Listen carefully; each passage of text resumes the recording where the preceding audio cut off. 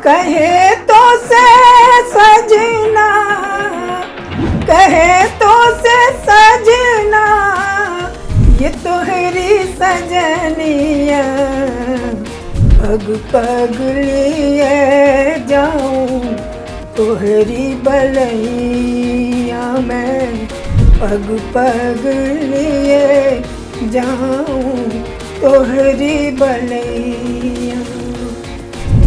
मगन अपने धुन में, मगन अपनी धुन में रहे मोर सैया, पग पग लिए जाऊं तोहरी बलैया में, पग पग लिए जाऊं तोहरी बलैया।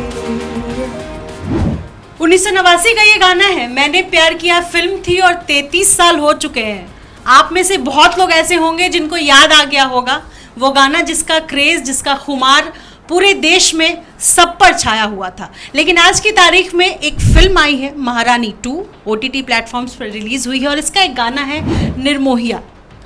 इस गाने को लेकर के भी एक बार फिर से लोगों की जुबान पर ये गाना है और इस गाने को भी शारदा सिन्हा ने गाया है, जो इस वक्त ABP न्यूज़ के साथ खास बातचीत करने के लिए मौजूद है। और मैं पहली बार आपसे मिल रही हूँ और जब आपने ये गाना गाया, मैं कसम बता रही हूँ, मुझे गूज बम्स आ गए हैं। अच्छा, नहीं, सुन के अच्छा लगता है।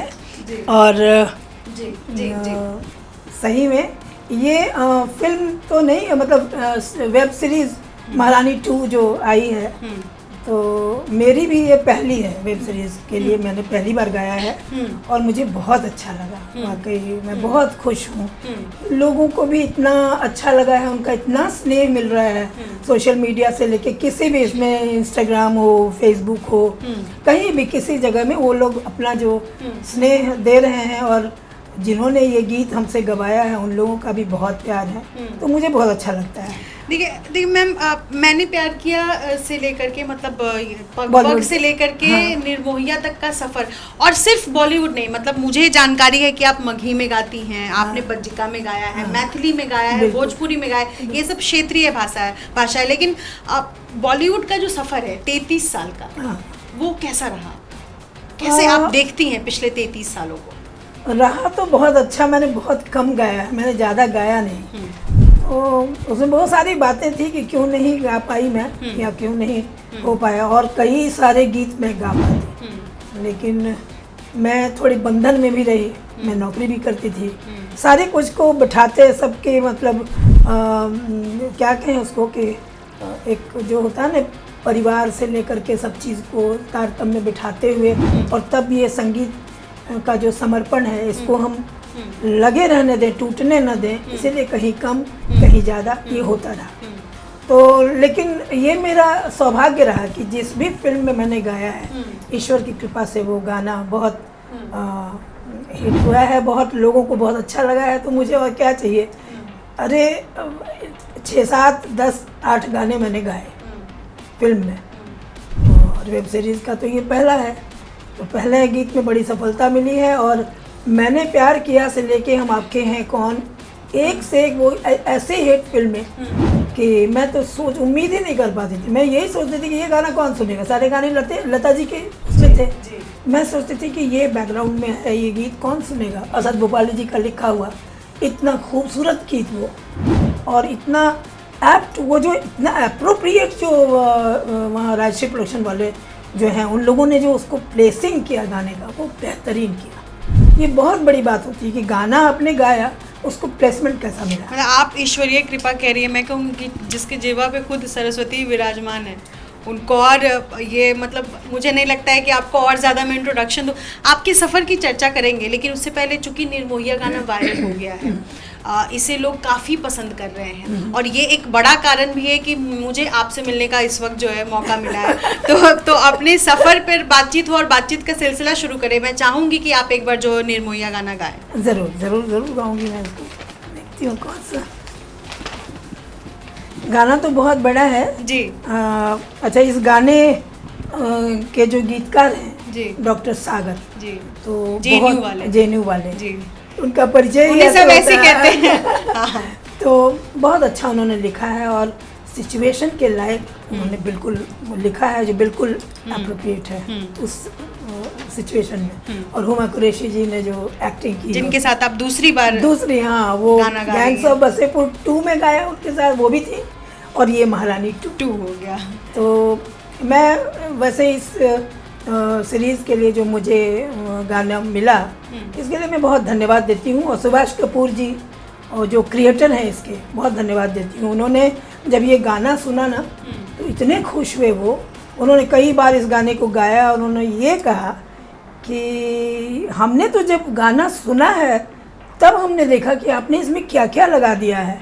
मैं तो मतलब जो पहले से था उसमें आपने क्या गायकी के अंदाज से आपने क्या क्या उसमें कर दिया, ये तो मैं अब जान रहा हूँ। तो बहुत खुश थे सभी लोग। तो और रोहित शर्मा जी, उन्होंने संगीत दिया है, संगीत इसमें रोहित शर्मा जी का बहुत ही बढ़िया। इतने कम मतलब आजकल का जो समय है उसमें इतने कम इंस्ट्रूमेंट को यूज़ करके उन्होंने ये गाना दिया है, जिसमें आवाज़ निखर के आना आजकल मुश्किल हो जाता है।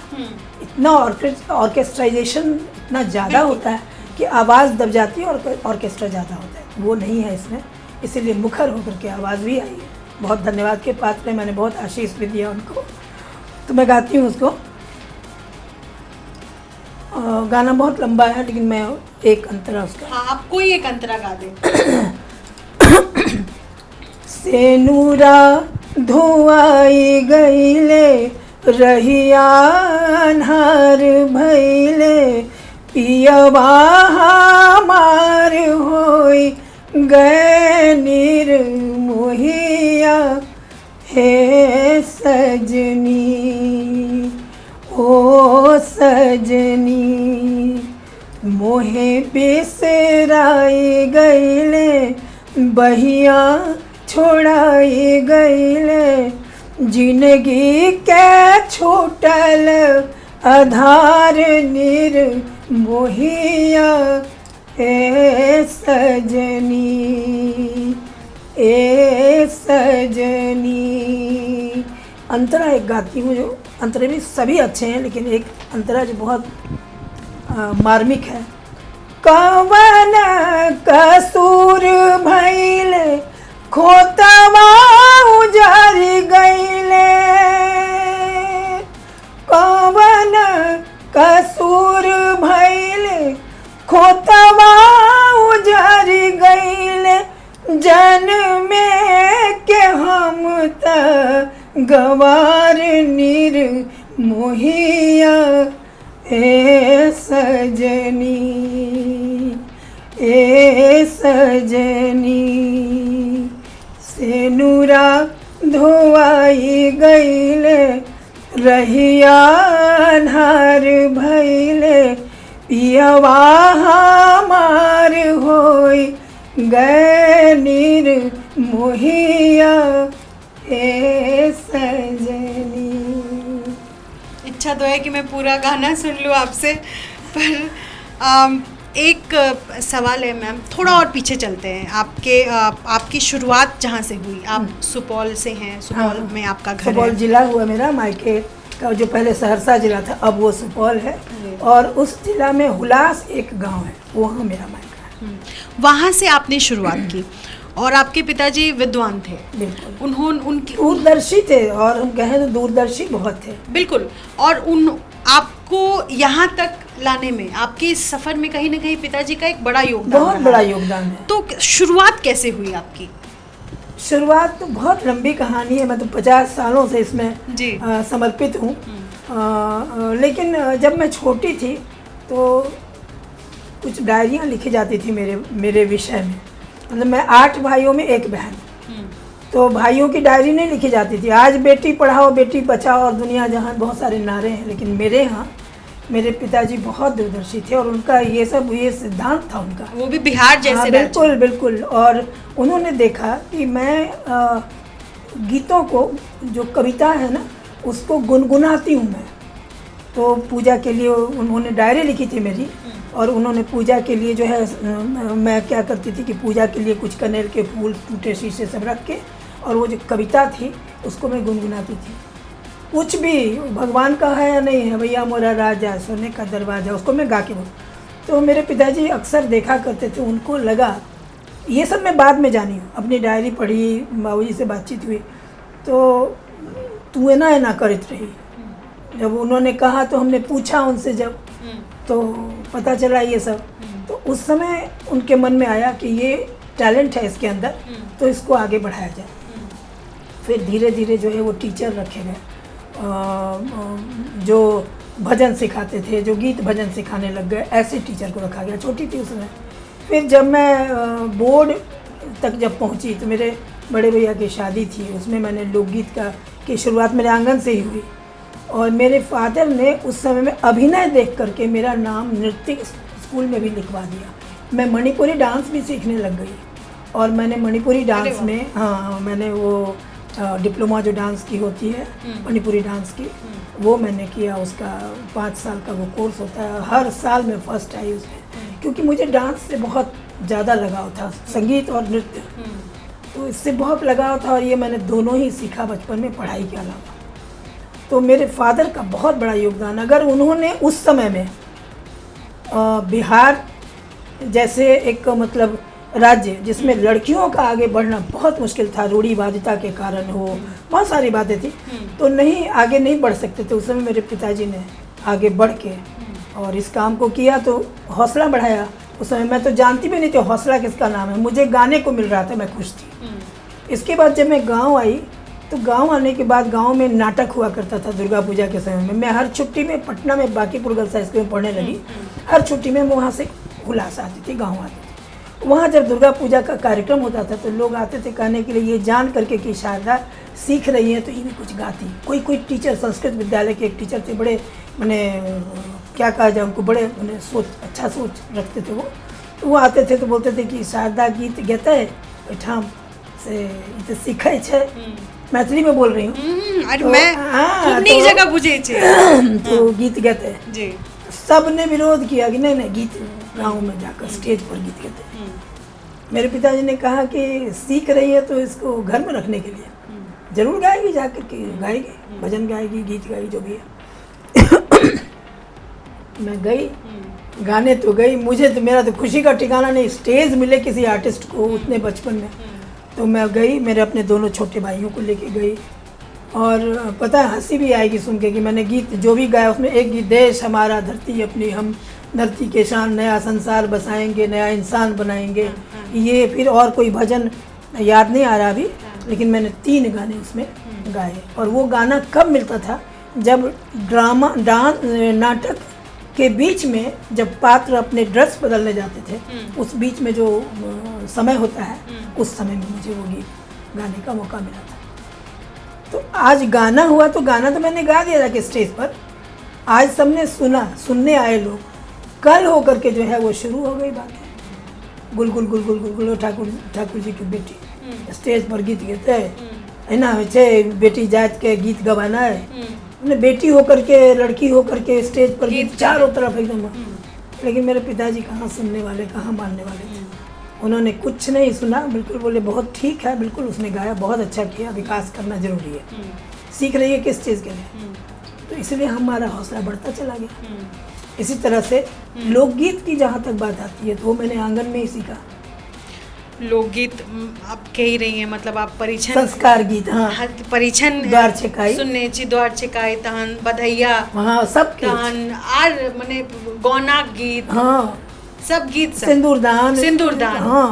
तो क्षेत्रीय भाषा में तो आप गीत गाती हैं, लेकिन पहला जब ब्रेक मिला था आपको, ये कैसे था, ये वाकया कैसे हुआ, मतलब वहाँ से फिर वहाँ पहला ब्रेक, बॉलीवुड ब्रेक मिलना, ये ज़रा आपको याद हो, आपके जहन में हो? हाँ, बॉलीवुड का वो है कि मैं भोजपुरी फिल्म में भी मैं गा चुकी हूँ। तो जैसे माई है, एक ये जिसमें पटना से बैदा दगाबाज बलमा है, इन सब फिल्मों में मैंने गाया। तो मैं माई की रिकॉर्डिंग में बॉम्बे गई हुई थी, और वहाँ बॉम्बे लैब में मेरी रिकॉर्डिंग चल रही थी। उसमें माई फिल्म में एक डॉक्यूमेंट्री भी था, जिसमें जो बोल बम्पर था, उसमें 5 गाने थे। उसमें सुरेश वाडेकर और दोनों हम लोगों ने डुएट गाया। मैंने पहली बार, मतलब मैं डुएट आज तक गाई नहीं हूँ, बस उनके साथ एक गाया, एक बहुत पहले कभी गाया था, लेकिन एक वो जो है वो 5 गीत मैंने उनके साथ गाया, मैथिली में गाया। तो वहीं मैं गा रही थी और तभी राज साहब के यहाँ से बुलाहट आई। उस समय मोबाइल का इसका तो था नहीं समय, तो कोई आदमी आया वहाँ से, जो भावना बिल्डिंग वहीं पास में ही है प्रभादेवी में, तो वहाँ से आया और बोला कि पता चला है ऐसे ऐसे शारदा सिन्हा आई हैं। फोक तो सुनते ही थे लोग, 83 में ही मेरा निकल गया था श्रद्धांजलि, फिर बड़ रे जतन से हम, ये सब निकल चुका था। तो तोरे गोरे गोरे गाल गोदनवा सोहेना, ये सब चीज़ मेरा निकल चुका था उस समय, तो लोग सुनते होंगे। उसमें ताराचंद बड़जात्या जी को मेरी श्रद्धांजलि हो, वो लोग बड़े जानने वाले थे और सुधी श्रोता थे, समझदार लोग। उन्होंने जो सुना तो उनको बहुत अच्छा लगा, तो उनकी ये वो थी कि उनको बुलाया जाए। उस समय उनकी ये फिल्म जो है वो प्लान होकर के लगभग खड़ी हो चुकी थी। उसका नाम उस समय में प्यार का वरदान रखा गया था। जब हम गए थे उनसे मिलने, तो राज साहब ने कहा कि हम लोग आपका एक गाना चाहते हैं कि एक गाना इसमें आपका रखें। ये सोचने की बात है कि राजश्री फिल्म प्रोडक्शन का गाना कैसे ऐसे हो गया कि हमको बोला जा रहा है। अप्रोच करने के लिए बहुत मुश्किल था वो सब चीज़, ना हमको आता था। कहते ना लूर ढंग नहीं, कोई लूर नहीं हो, कोई चीज़ की हमारा कोनो समझ नहीं, किससे हम बात करें किससे। और हमको कोई, हमने बहुत फैनेटिक भी नहीं रहे कभी हम फिल्म के लिए, या बुलाया तो समझ में आ रही। तो सिटिंग हुई और वहाँ पर गाना बजाना हुआ। राम लक्ष्मण जी को बुलवाया गया, वो भी थे, और असद भोपाली जी भी थे, उनको भी बुलवाया गया। उनका ये तरीका था कि जिनसे संबंधित ये गीत है, ये है, सबको बुलाया जाए, सब सामने में रहे। यहाँ तक कि फिल्म का सीन देखने के लिए हम और भाग्यश्री दोनों साथ में ही बॉम्बे लैब में दिखलाया गया कि यहीं पर गाना आपका है। कितना समझदारी की बात है। तो हम समझ में आती है बात कि अच्छा यहाँ है मेरा गाना। तो इस तरह से हम जब वहाँ गए, सिटिंग हुई, तो उनको बहुत अच्छा लगा। उन्होंने कहा कि आप इस फिल्म में गा रही हैं, तो समय आएगा तो हम आपको कॉल करेंगे।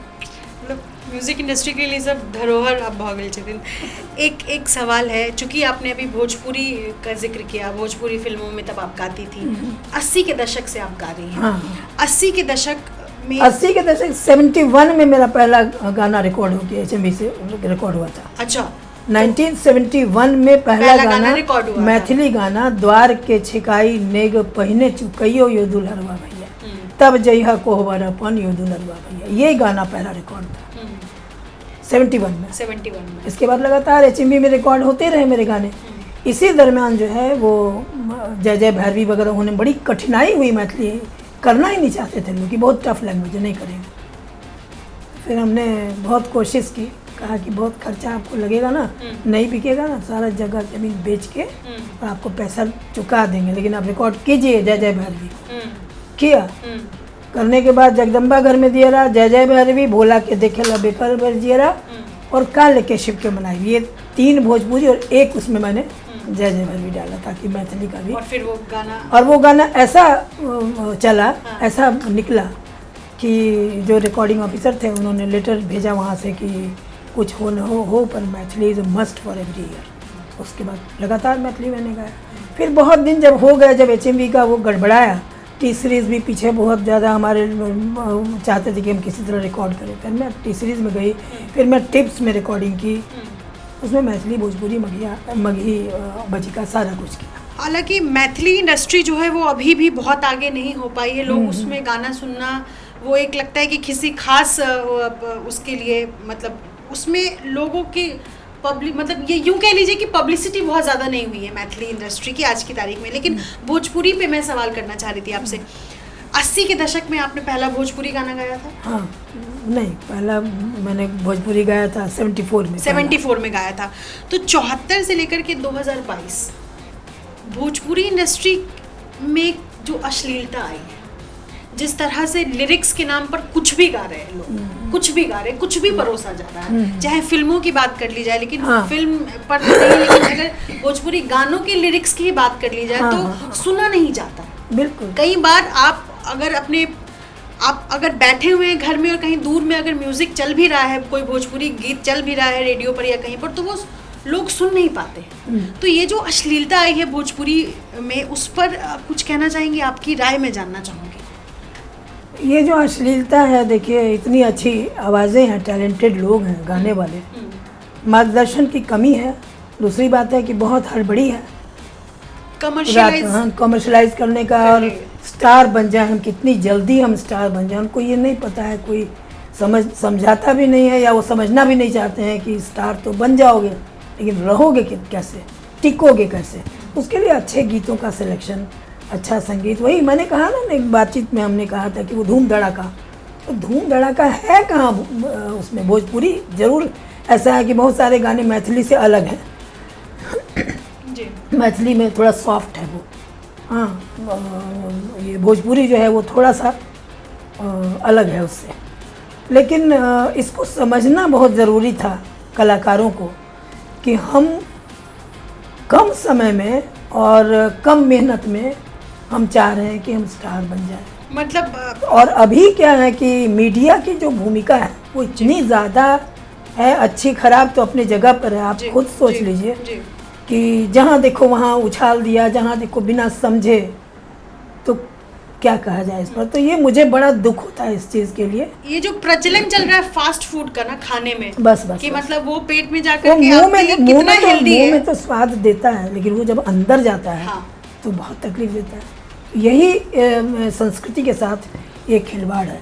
ऐसा नहीं है कि अच्छे गाने बिरले नहीं हैं, अच्छे गाने भी हैं, गाते भी हैं लोग, लेकिन इतनी ज़्यादा है ऐसे गीतों की तादाद कि उसमें खो जाता है, अच्छी चीज़ें खो जाती हैं उसमें। लेकिन हम यही कहेंगे कि अगर लोगों ने इस पर ध्यान नहीं दिया तो भोजपुरी इंडस्ट्री जो है, इंडस्ट्री में भी वही हाल है, फिल्मों में तो मत पूछिए, कुछ भी होता है।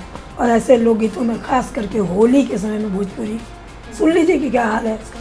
मतलब पहले जब होली में हम गीत सुना करते थे, भोजपुरी गीत, भगवा सुनते थे, वह बिल्कुल भगवा सुनते थे। अब और आज बहुत मुश्किल है, बहुत मुश्किल है। निर्मोहिया पर फिर से आते हैं।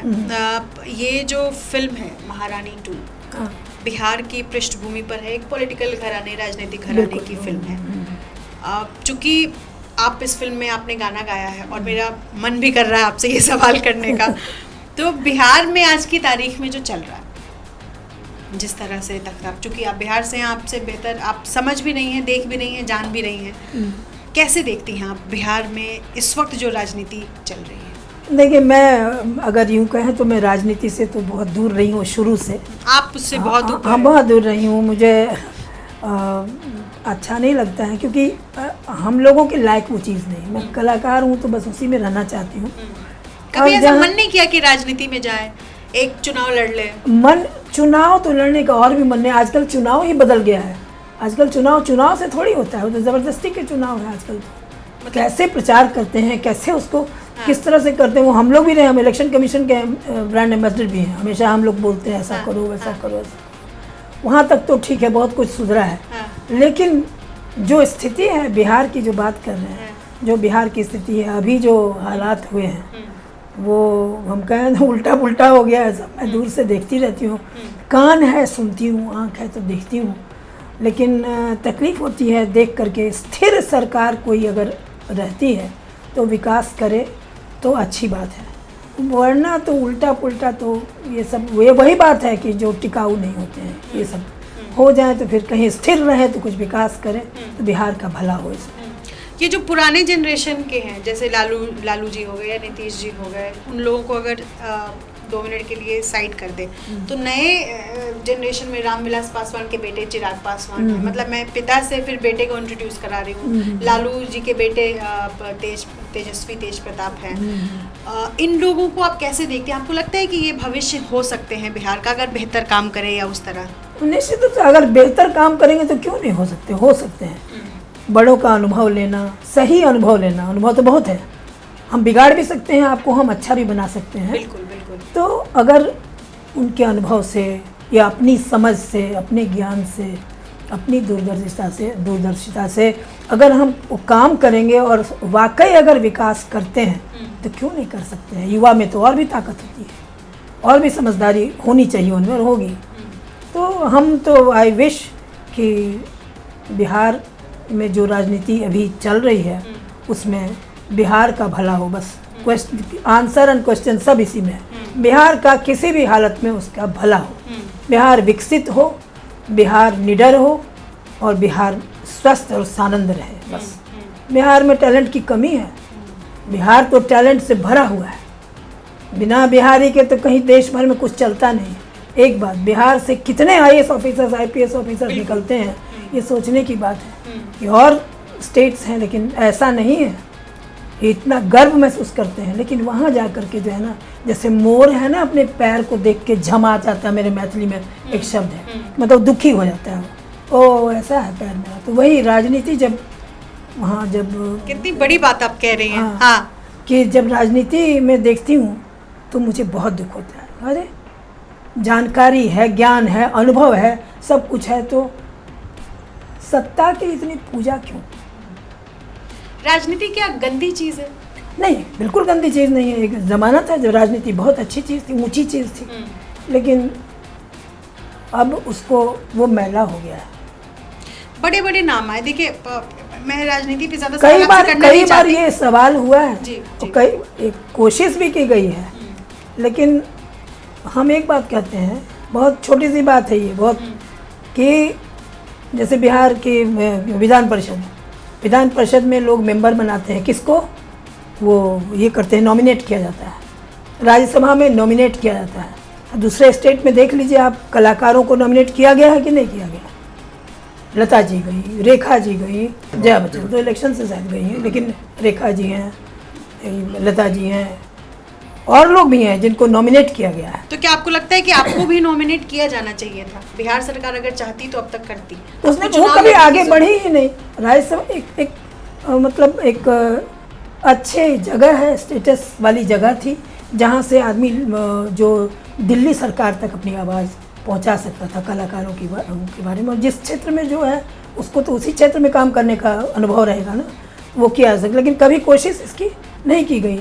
विधान परिषद की कोशिश ने झूठ मूठ का खाली इलेक्शन, नहीं आपको इस बार खड़ा होना है। अरे भैया मैं खड़े नहीं होने वाली हूँ। मैं ये भी कहा जाता है कि क्या शारदा जी के पास इतने पैसे नहीं, क्योंकि आजकल तो पैसे पे राजनीति होती है। आपने इतने पैसे नहीं कमाए कि आप चुनाव लड़ ले। नहीं, हम इतने पैसे नहीं कमाए। लोग भले ही मुझे कुछ भी समझ लें, मैंने आदमी जरूर, मेरे पास आदमी जरूर हैं जो प्यार करने वाले आदमी को जरूर कमाया है। आपने आदमी कमाया, बस बिल्कुल, और वही हम चाहते हैं, वही चाहते हैं बस। और बिहार सुधर जाए हर तरीके से। हम आशा करते हैं कि बिहार में सुधार आए, विकास आए।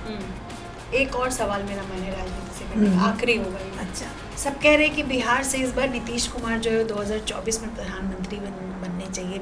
JDU और उनकी पार्टी में कवायद चल रही है कि उनको PM बना देना चाहिए। आपको लगता है कि बना देना चाहिए इस बार? इस पर कोई कमेंट हम नहीं करेंगे, क्योंकि ये सब बहुत सारी चीज़ें जो है ना उड़ंत भी होती हैं। बहुत सारी बात जो है ना ऐसे लोग हवा में फैला भी देते हैं।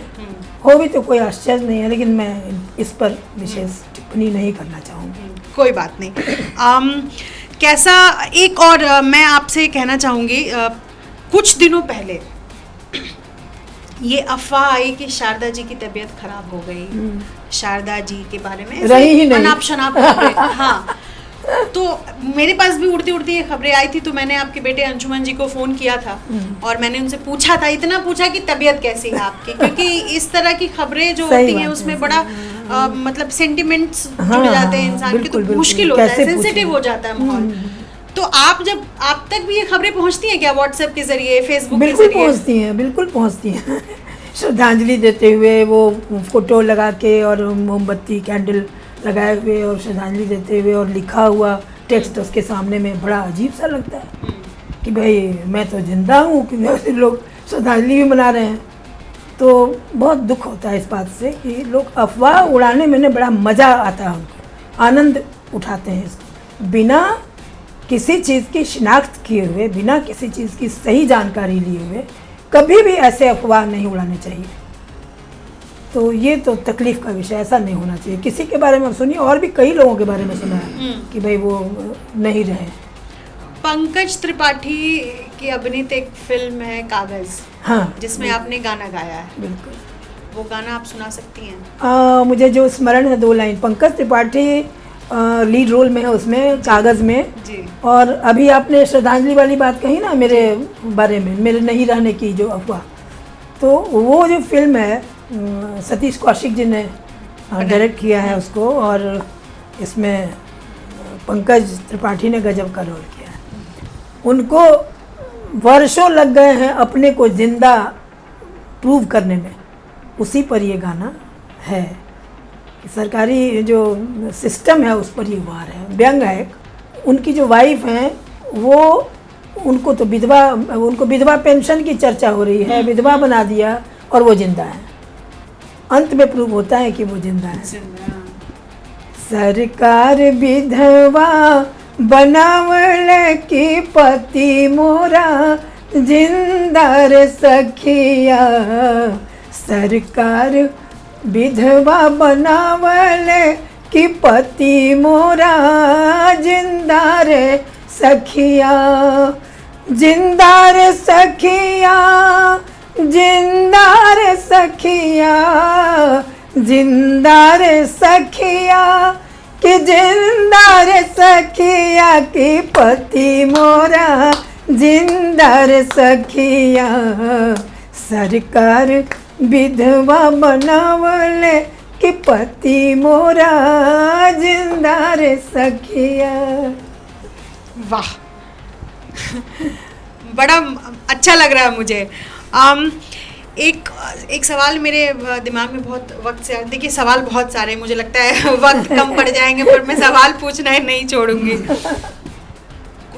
ये सवाल जो है मतलब आज की तारीख में देखा जाए तो लता जी गुजर गई, के गुजर गया है, इस तरह से जो सिंगर्स, ये जो सिंगर्स रहे हैं अपने ज़माने में, इन लोगों बाला सुब्रमण्यम, मैं कैसे बोल सकती, बाला सुब्रमण्यम साहब गुजर गए।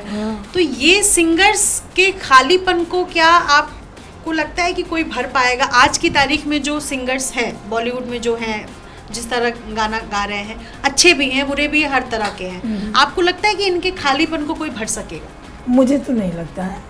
हाँ, एक नए अंदाज में वो आ सकते हैं, मगर जैसे वो थे वैसा तो बहुत मुश्किल लगता है, बहुत मुश्किल लगता है कि वो अपूर्णीय क्षति है वाकई। लता जी को कौन भर सकता है, वर्सटाइल गायिका, और मतलब उनको कौन, इतने वर्षों तक, इतनी उम्र तक उन्होंने गाया, उसको निर्वाह जो कहते हैं वो निर्वाह किया उन्होंने। लेकिन क्या है कि और उनके बाद श्रेया घोषाल हैं, अलका याग्निक के, बहुत सारे आर्टिस्ट हैं जिन्होंने गाया है, और वो ये महीने से ये मालूम भी नहीं हो पाता है सभी लोगों को। सभी जो सुधी श्रोता हैं वो सुन करके समझते ये लता जी का है, ये अनुराधा पौडवाल का, ये उनका है, ये उनका है। मगर लता जी की जो आवाज़ है और उनकी जो गायकी है, उसको भरना बहुत मुश्किल है, बहुत मुश्किल। मतलब आप मुझे कह सकते हैं कि मैं मिथिलांचल को लेकर थोड़ी बायस्ड हूँ, लेकिन आपने मैथिली में बहुत गीत गाए हैं। मैं एक गीत सुनना चाहूँगी मैथिली में। गीत तो सही में बहुत सारे हैं मैथिली के, शुरुआत ही मेरी मैथिली से हुई। एक गीत मुझे बहुत पसंद है, वो शिव जी के विवाह के अवसर पर उनको परिछन करने जब जाती हैं लोग, महिलाएं, तो उनको कहती हैं, वो एक तरह से उसमें गाली जैसा भी आभास है और उनको परिछने का भी आभास है। मैथिली में गायरो सुना में नीक लागे। हाँ वो तो अच्छा है, काम गीत बड़ बढ़िया गीत रहे। वो राम जी से पूछे जनकपुर के नारी, बता दा बबुआ लोगवा देत काहे गारी। एक गा दीजिए। हाँ। हम गाते हैं वही। हाँ। चलू देख बहिना जुलुम भेलै भारी, चलू देख बहिना जुलुम भेलै भारी, गोरी नार कनियाल, गोरी नार कनियाल बर लैला कारी, चलू देख बहिना जुलुम भेलै भारी, चलू देख बहिना। मेरा अगला सवाल इस संदर्भ में है कि आप जिस दौर से आई हैं, जहाँ पर स्टूडियो में रिकॉर्डिंग का तरीका अलग था, आज के डेट में स्टूडियो के रिकॉर्डिंग का तरीका अलग बिल्कुल है। अलग है। सोशल मीडिया बहुत ज़्यादा इफेक्टिव हो गया है, सब सोशल मीडिया पर स्टार बने हुए हैं। बिल्कुल। तो रियाज से कोई ताल्लुकात नहीं, कोई मतलब नहीं, मतलब हर तरीके के तो देखती हैं वो तो गाने की प्रैक्टिस कर लेते हैं, उसी को रियाज समझते तो हैं। आप तक भी आते होंगे इस तरीके के गाने कई बार। कई बार तो ऐसे क्या गाने- मन में आता है जब आप देखती हैं कि इस तरह लोग जो है वो सोशल मीडिया पर गीत गाते रहते हैं बिना उसके? और देखिए, इस पर कोई ऐसे कमेंट तो करना ठीक नहीं है कि वो चले आते हैं गाना, उनकी भी इच्छा होती है तो गाते हैं, पर क्या है ना कि प्रॉपर जो एजुकेशन है, प्रॉपर उसके लिए शिक्षा जो है वो नहीं लेते हैं। बहुत लोग ऐसे हैं जो गाने के लिए तो आते हैं, गाते तो हैं, मगर विधिवत शिक्षा उनकी नहीं है, तो कमज़ोर रहते हैं गाने में। वो गाने की प्रैक्टिस करते हैं, रियाज नहीं करते हैं, तो बहुत दिनों तक जो है वो चलता नहीं है। सोशल मीडिया ठीक है, बहुत काम किया सोशल मीडिया ने किसी को भी ऊपर लाने में, किसी के भी गुण को अवगुण को दिखाने में बहुत काम किया सोशल मीडिया ने, मगर अच्छे के साथ साथ बुराई भी है। वही बात है कि बच्चे छोटे छोटे हैं, वो रियाज नहीं करके गाना को याद करके उसकी धुन को कॉपी करके, बहुत सारे गाने जो है कॉपी किए हुए रहते हैं जो वो लोग गाते हैं। कोई नए धुन को बना करके गाना जो फोक का बेस लिए हुए हो, फोक ही गाते हैं ज़्यादा। मैथिली में भी मैं देख रही हूँ बहुत गाते हैं आजकल, उसमें से चंद लोग अच्छे हैं जो उसमें गाते हैं, मगर कुछ लोग ऐसा गाते हैं लगता है सीधे कॉपी उतार रहे हैं गाने का। उससे थोड़ी बनेंगे, आर्टिस्ट नहीं बन सकते। वैसे भी वो गा लें, अपनी वो मंशा पुरा लें, लेकिन विधिवत शिक्षा बहुत ज़रूरी है, रियाज बहुत ज़रूरी है। अच्छा, मीडिया में ऐसा कहा जाता है हम लोगों को कि आपको हर नई चीज़ को सीखने के लिए तैयार रहना हो। बिल्कुल। चाहे माइक हो, कैमरा किस तरह आपको पता है जब हम लोगों ने रिकॉर्डिंग शुरू की थी, जब हम 71 की रिकॉर्डिंग, तब से लेकर के और डिजिटल जब रिकॉर्डिंग आ गई है, जब तक वो रिकॉर्डिंग थी मैनुअल वाली, इतने ट्रैक की रिकॉर्ड हो रही है, इतनी ट्रैक की, सब कुछ नहीं समझे। इतना ज़रूर समझते थे कि और एक गलती भी हो गई गाने में तो पूरा का पूरा जो है म्यूजिशियंस, वो सारे लोगों को फिर से बजाना पड़ेगा। एक ढोलक वाले ने टक गलत कर दिया, पूरा म्यूजिशियन फिर से बजाएगा। 50 म्यूजिशियन होते थे, 30 म्यूजिशियन होते थे, तो वो पूरा कर देते थे, पूरी गलती हो जाती थी, फिर से पूरा को गाना पड़ता था। आज वो नहीं, आज बहुत सुविधा हुई उससे, भले ही उसकी क्वालिटी में वैसी बात नहीं है, वो सोनरस जो वो आता था उसकी कमी हमें लगती है। वरना आजकल क्या है कि तुम्हारी गलती हो गई, कोई बात नहीं, ये सारे निकल जाएंगे, तुम आके दूसरा डब कर लेना अपना, हम उसको मिक्स कर लेंगे। अब तो ऐसी रिकॉर्डिंग चलती है कि कोई अपना गा लिया, कोई अपना कर लिया, कोई अपना म्यूजिक पार्ट बजा के चला गया, उसको दूसरी रिकॉर्डिंग में जाना है, समय का अभाव हो गया, और वो सबको जो है असेंबल करके गाना बना देंगे। तो इसमें और वन गो में जो रिकॉर्डिंग होती थी, वो जो फीलिंग होती थी वो नहीं आती है। कोरस भी करवा लिया, सब कुछ करवा लिया, उसके बाद गाने के लिए दे दिया, उसमें कोई सामने में आदमी नहीं है, आई कांटेक्ट नहीं है किसी से, तो वो फीलिंग की कमी मुझे लगती है। लेकिन अब ज़माना यही है, समय यही है, समय के साथ चलना समय की पुकार है। जब आप अपने जीवन को देखती हैं, जो संघर्षमय आपका जीवन रहा, जो उतार चढ़ाव सबके जीवन में, सबके बिल्कुल बिल्कुल, संघर्ष भी बहुत आए। तो आप अपने जीवन को देख करके कोई गाना ऐसा है जो आपको अनायास याद आ जाता हो कि इसी गाने से मिलता जुलता मेरा भी जीवन रहा है? या ये तो नहीं कह सकती, पर ये ज़रूर है कि मुझे गोपाल सिंह नेपाली का वो गीत जो जिसमें आत्मा परमात्मा के मिलन, और अगर सोचें तो यहाँ की भी बात जो है वो भी उसमें शामिल है, और उनके गीतों का तो जवाब नहीं था। उनका एक गीत मुझे बहुत पसंद था जो मैंने बहुत पहले गाया था, वो मैं 2 लाइन सुनाती हूँ, मुझे बहुत पसंद है और जीवन दर्शन है उसमें।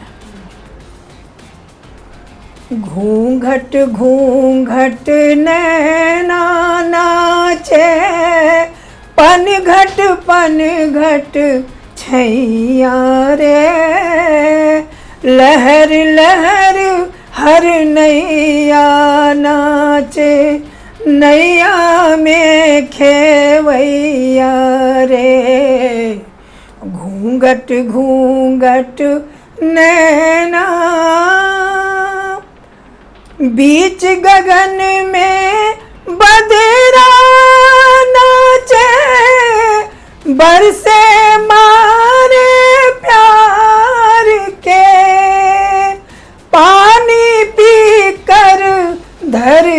कोई नाचे बिना किसी आधार के, नाचूं जैसे मुझे नचाते मेरे वेणु बजैया रे। लहर लहर हर नैया नाचे नैया में खेवैया रे। घूंघट घूंघट नैना। वाह, यही सारी है कि जिस तरह जैसे नचाया वैसे नाचते बिल्कुल चले गए। बिल्कुल, उनके बगैर तो कोई पत्ता भी नहीं हिलता है। नाचूं जैसे मुझे नचाते मेरे वेणु बजैया रे। बहुत सुंदर लिखा नेपाली जी ने। शारदा जी, आप सोशल मीडिया पर एक्टिव हैं इन दिनों, मैं आपको स्टॉक करती हूँ, आप कह हाँ, सकती हैं। आपकी बेटी आप भी कह रही थी ना कि वो समय के साथ चलना, तो हाँ। मैंने भी बहुत कोशिश की। मैं कंप्यूटर को मैंने सीखा, फेसबुक को मैंने सीखा। अभी भी कुछ चीज़ें नहीं भी आती, अगर मैं सीखती रहती हूँ, खुद से भी बहुत सारा करती हूँ। समय के अभाव में मैं अंशुमन को बोलती हूँ कि थोड़ा हेल्प करो। अदरवाइज मैं बिल्कुल अंशुमन से तो मेरा नेक टू नेक फाइट हो जाता था उस समय में, क्योंकि मुझे लगता था ये डांट टीचर हो गया, मैं स्टूडेंट। मैंने कोशिश की, मैंने सीखा। हाँ, तो आपकी बेटी बहुत अच्छा गाती है और आपके साथ गाती है। हाँ। मैंने देखा है, मैंने कई इंटरव्यूज भी आपके देखे हैं। हाँ। साथ में वंदना, आपकी बेटी जो है, उनके हाँ। साथ। तो आपने इस परंपरा को जबरदस्ती तो नहीं कहा बेटी को कि नहीं तुम सीखो? अक्सर बच्चे नहीं, मैं जबरदस्त पेरेंट्स की तरफ से दबाव पड़ता है। हाँ। तो ये दबाव आपने दिया बेटी को या उनकी इच्छा थी? इच्छा थी। लोगों ने भले दबाव दिया होगा, लोगों ने भले ही उम्मीद की है कि उनके वो जो है उत्तराधिकारी हैं और वो मतलब धरोहर को जो है वो आगे ले जाएंगी। तो कल को अगर उनको गाने और प्लेबैक सिंगिंग के लिए ऑफर मिलता है तो फिर आप, एक शब्द आजकल आ गया है नेपोटिज्म, भाई भतीजावाद, तो इसका आरोप तो नहीं लगेगा? नहीं, इसलिए नहीं लगेगा कि मैं फिल्म मेकर नहीं हूँ, मैं प्रोड्यूसर, मैं वो सब तो कर नहीं रही हूँ कि मैं उसमें खुद उसको चांस दूंगी। ऐसा तो मैं करूँ, कोई और उसको चांस देगा। कोई गॉडफादर नहीं भी हो सकता है, मगर चांस तो आ ही सकता है उसको। और उसने अभी मिथिला मखान एक फिल्म आई थी, उसमें हाँ, वंदना ने गाया मैथिली में। तो मेरे ख्याल से उसमें क्रांति प्रकाश, हाँ, तो उसने गाया भी है वंदना ने, और आवाज़ तो उसकी वाकई अच्छा लगता है। हाँ, अच्छा लगता है। लोगों को बहुत उम्मीद भी है, मगर क्या है कि हम लोग थोड़ा परिवार और सब कुछ को देखते हुए आगे बढ़ने में थोड़ा समय लग जाता है। अब क्या आप मानती हैं कि ये भी एक बड़ा कारण है कि आपको जिस तरह से बॉलीवुड में जो कहते हैं फेम मिलना चाहिए था और ऑफर्स मिलने चाहिए थे, वो नहीं मिल पाया क्योंकि आपको परिवार भी मैनेज करना था, हाँ, सब कुछ देखकर चलना था? और तो जबकि हमारे हस्बैंड बहुत सहयोगी थे, इसमें बहुत सहयोग किया उन्होंने। उनके कॉपरेशन के बिना तो ये संभव ही नहीं था, वहीं कहीं रह जाते हम। लेकिन उन्होंने भी बहुत, आफ्टर मैरिज हमारे हस्बैंड ने बहुत सहयोग किया इसमें। मेरे तो घर में जब विरोध हो गया था, ससुराल में सब विरोध हो गया था, मेरे हस्बैंड ने ही उनको समझा बुझा के फिर ठीक किया। और तब जब ठीक किया तब तो मेरी सास जो है वो अपनी सास का गाना वाना सब गाने लगी। बोली कि तुम लोगों से नहीं होगा वो गाना, वो अच्छा नहीं है। तुम अच्छा है, हम तो वही गाएंगे। तब उन्हीं से सीख करके जो है उसको गायकी में थोड़ा बदल के उन्होंने गाया। तो मेरे हस्बैंड का भी बड़ा कोऑपरेशन रहा है। और परिवार की बात कह रही है तो परिवार तो है ही, उसमें रहना ही है। बच्चा है, हस्बैंड है, घर द्वार है, मायके है, ससुराल है, ओकेजन्स हैं जिसमें जाना आना पड़ता है। इस बीच में समय निकाल के रियाज़ करना, वो तो रियाज़ तो खैर रोज़ ही होता है। जैसे स्वर साधना जो है वो तो रोज़ ही करती है, मैं भी करती हूँ, उसके बगैर तो रह नहीं सकती। कभी रुक गया, कभी 2 दिन रुक गया, 4 दिन रुक गया, ऐसा होता है स्थिति परिस्थिति की वजह से। लेकिन वो रियाज जारी है और हम उम्मीद करते हैं कि वंदना आगे अच्छा करेगी। जो मैं परीक्षण का गीत आपसे कह रही थी कि मुझे बचपन में कहा गया था कि ये गीत गाओ, हाँ। एक बार मैं आपके मुंह से सुनना चाहती हूँ। अच्छा, वो पूर्वे पश्चिम, हाँ। तुम गाओगी साथ में? मैं गा दूंगी। मेरी माँ इस वक्त देख रही होगी तो। पूर्वे पश्चिमावा से आइले सुंदर दुल्हा, जुरावे लगलन है सासु अपनी नयनवा, जुरावे लगलन है सासु अपनु नयनवा, सजल मंडप बाबा करे कन्यादान। इसमें आगे कन्यादान तक भी आ जाता है। माथे मानी मोरी हाँ, सोए, माथे मनी मोरिया कुंडल सोवे कना, माथे मनी मोरिया कुंडल सोवे कनवा, नन नर नन हाथ के कंगनवा,